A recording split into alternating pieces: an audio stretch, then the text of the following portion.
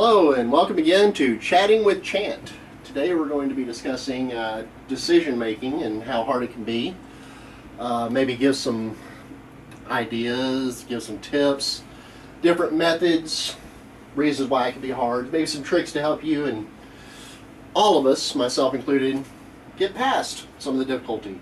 I know that I myself have trouble at times making decisions, and there are different ways that you can go about making these decisions.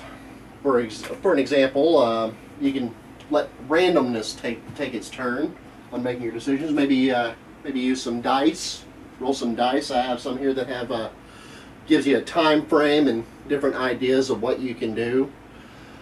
Maybe you can go through and flip a coin.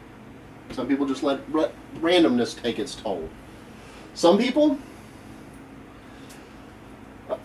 just let others make the decisions for them. Maybe one of you, they consider to be more of a superior intellect or expertise on it, or just lead the way, a passive approach.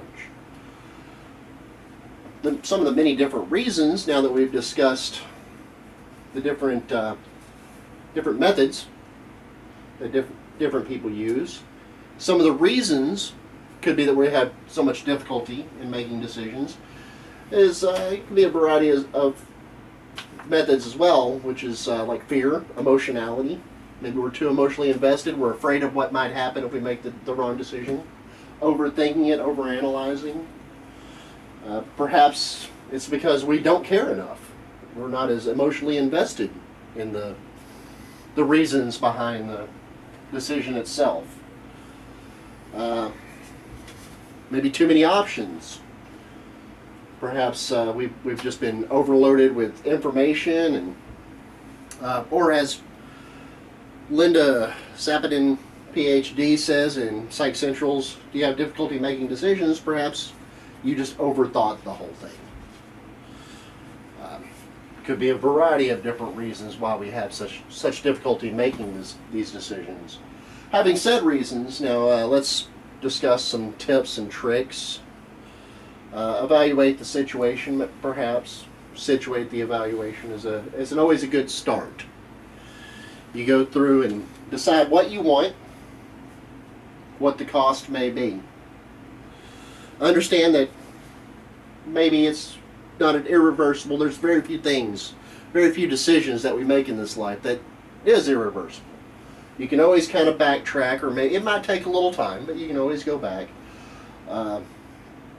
Thorin Klosowski in Lifehackers 4 tricks to help you make any difficult decision tells us that it's not always irreversible.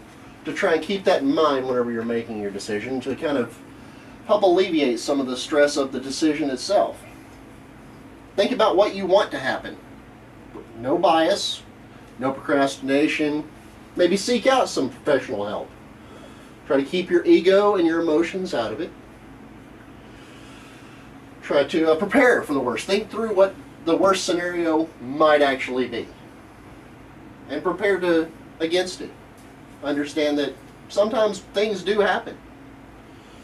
As for 5 simple steps to improve your decision making, Alex McCafferty tells us, he gives us a list of different methods for maybe getting past that by keeping these things in mind.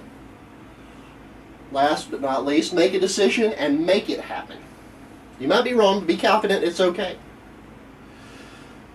Now that we've discussed a few different methods, reasons why you might have trouble, and tips, we've talked about randomness. We've talked about our fears. In closing, I'm hoping that I've shared a few little tricks and tips that might help us all get past all these complications we have in making decisions, myself included. And I thank you for joining me this evening with Chatting with Chant.